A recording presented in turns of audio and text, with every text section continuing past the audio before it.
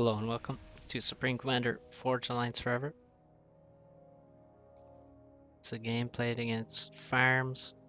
It's the first game of the Blitz final, of the first Blitz final that Bloodir hosted on Sunday. He actually hosted two that day. Hopefully more people follow his lead and start hosting Blitz tourneys. Is one thing that BAF really needs, is more people hosting tourneys, and it's something really anyone can do. So if you're interested in hosting tournaments, then you can message me or message FTX Commando, the player counselor, and we can set you up. So this map is Syrtis Major, of course. I'm playing UEF. Farms has Aeon. I can't remember if he went random or not, but I'm pretty sure I picked UEF. So the first game of the final anyway. It was all the games in this Blitz tournament were best of 3, which is a nice change from just best of 1 games. I much prefer best of 3. Sort of avoids fluke wins a lot of the time, or in many more cases it does. So the build order for Syrtis, I built, well, there's a lot of ways you can do this, but I built 1 P-Gen, 2 Mexes, the Commander, and we built the Hydra very quickly. After the Hydra is built, I go and start edge building factories up onto that cliff. You can get more reclaim. Those sort of alien trees there are quite nice for mass and energy. Then we're going to spam more factories up there on the cliff. You don't want to build a lot of factories in the core base because the pathfinding will get really messy, and you'll have a longer travel time, even aside from the pathfinding difficulties. So we're also going to have a lot of engineers claiming all over the map as fast as possible. You can see here, there's just mass everywhere. If you're not grabbing it, you're gonna lose.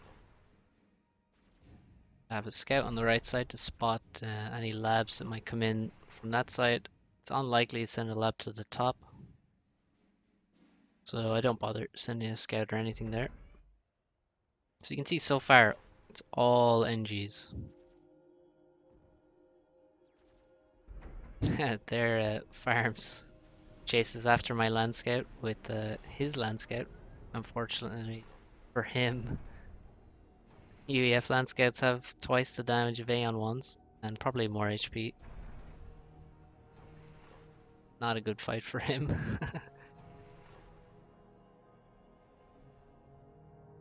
So we're going to expand, set factories up various places, set engineers up in various places, get all the reclaim, and the ACU is looking for something to do. So on maps like this, you have so much reclaim, you have a lot of engineers reclaiming everywhere. You basically want to be, for the first 6-7 minutes, you're just looking at, well, I guess for the whole game you're looking at your eco bar all the time, but especially now you're just looking at the eco bar, adding factories when you can. Here I made a bit of a mistake here, which was I stopped building power with those engineers, so now I have to catch up. It's a good thing I spotted it at this stage, because now I can avoid stalling for too long. I paused air, added another NG to the energy spam, and now I'm going to cube a lot of power because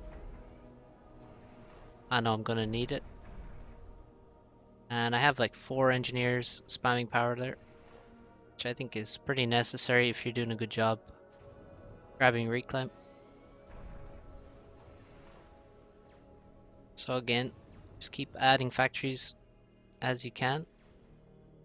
And here we have a nice 1v1 between the Aurora and the Striker.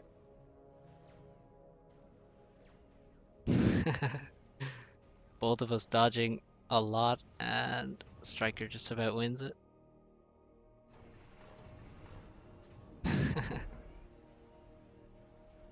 Yeah, Farm says all its shots missed, but not exactly. Striker only had about, I think, 2 more shots and the Striker would have died.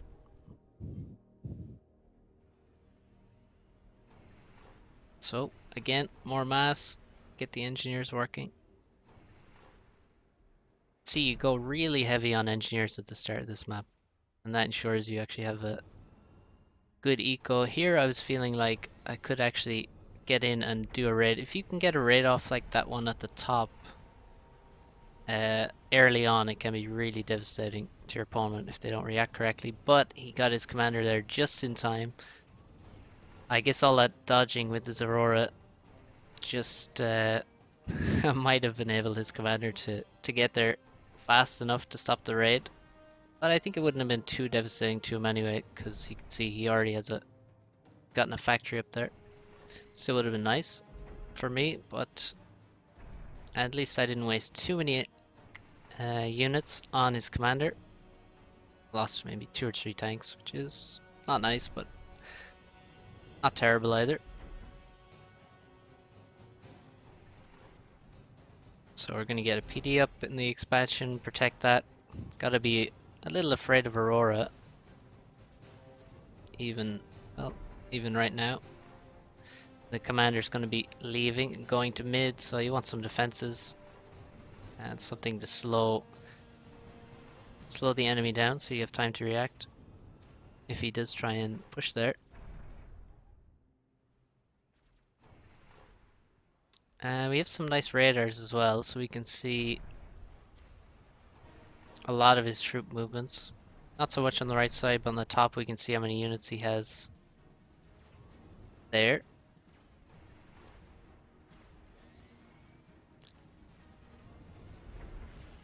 And we're going to go to mid, and we're going to bring plenty of units because I'm sure everyone has had that experience of getting overrun in mid and dying as you're trying to take that mass. So always be wary of that. We're also going T2 land right now. Up until now, I'm pretty fine with T1 land. You can just avoid getting into big fights with the Aurora, and you should be okay. You don't really have to rush T2 land super fast, I think, on this map. Not really necessary. So we're here, grab some reclaim, grab the flak. Static flak is decent reclaim as well as the buildings around. Mass is getting a bit high, so we're gonna need to make a bit more power, make a few more factories, so that we don't start overflowing as we're taking this reclaim.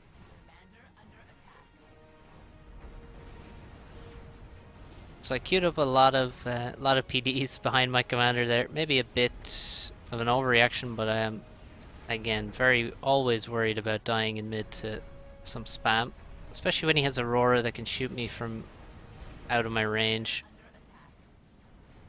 Now here, I thought about diving in there with those, I don't know how many, 20 tanks, but it's really too risky.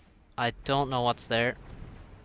And he doesn't have that many units in mid. If he had tons of units in mid, then maybe I would risk it, but he didn't have that many. So I decided it's not worth risking 20 units when he's going to be kiting with his Aurora and get a really nice trade if he has even numbers. So now we have T2 land. Start to get the support factories up and prepare the pillars and stop making strikers as well. And of course, ecoing.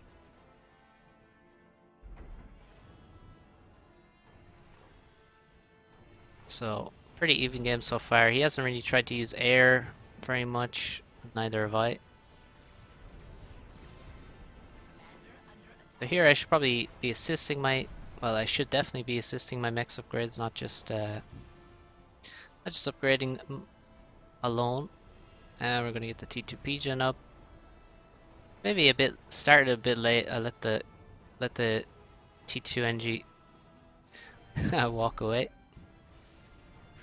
We had a full mass bar. A lot of our engineers have gone idle again, as they do on attack move when you get a full mass bar. So we have to restart some of them. Fight patrol orders can be nice. And now we have to decide what to do. So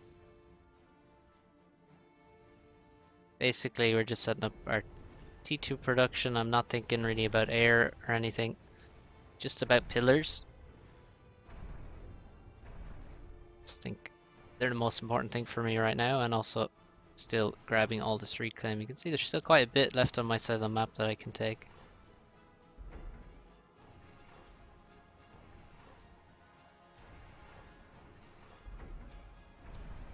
So I think I underbuilt T1 power here. Didn't actually queue up enough with my NGs. Now I'm stalling and I'm not even producing air, so that's not too good. Bit of a bomber attack. He didn't really split his bombers very well there. He probably could have killed a lot more, but he is gonna win air. As I send in my air, I'll split up, and that's not good. Should have had a bit more patience.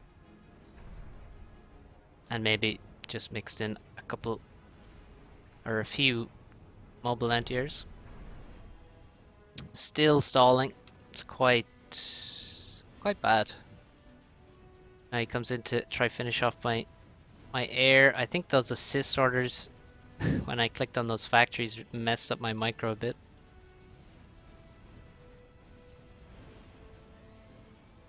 But we're doing okay. So now the radar comes back online, thankfully. So now I can spot his pretty large army moving on the top side. And now the T2B gen is done. Start the upgrades and get the energy storages up. And restart air production. Now we're going to need another T2B gen in the not too distant future. Probably didn't need to make that shield directly after the B-gen, but sort of force of habit, maybe.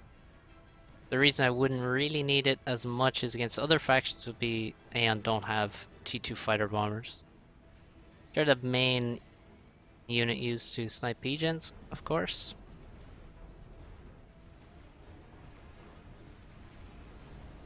So, more ecoing. His army on the top, he got in, killed some of those mexes and then retreated. Doesn't want to leave a lot of mass for me to pick up, which is nice. And also you can see, probably throughout the game you might have noticed that I've done very little scouting. So it's at this point where I really have to decide what to do. Because up until now I'm just sort of...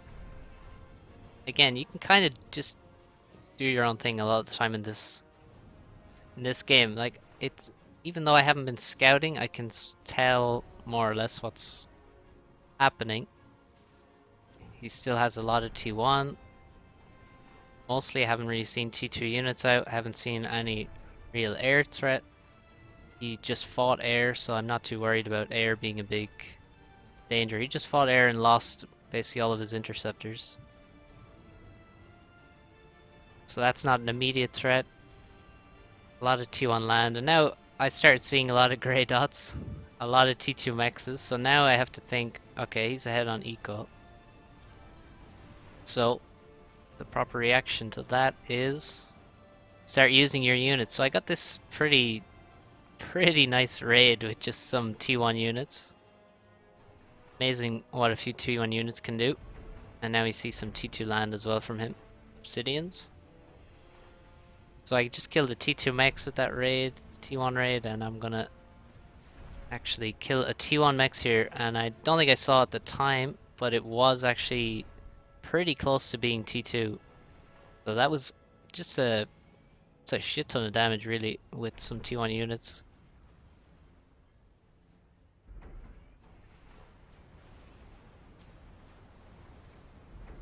So we saw loads of T2 mexes here for him, so it's time. We got the gun upgrade after making T2, and we're going to start moving in. We queued up some flax and a couple of shields as well to send forward with the commander, very important.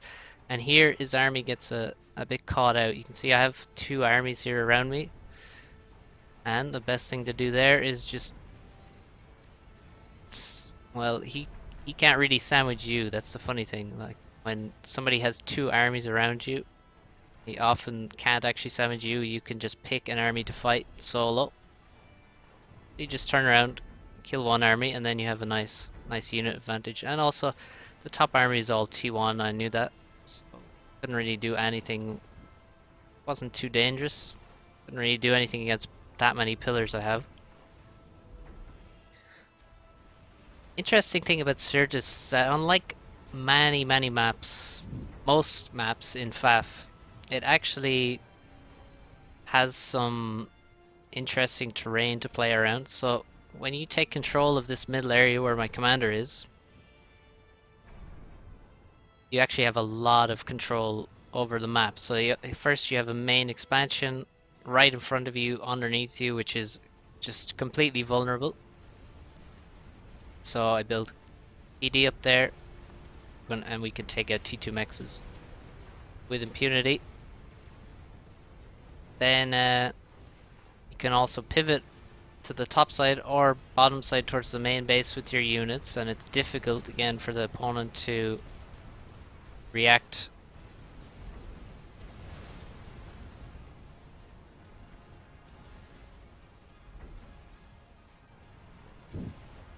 So it's going now. I feel pretty good again about it. The eco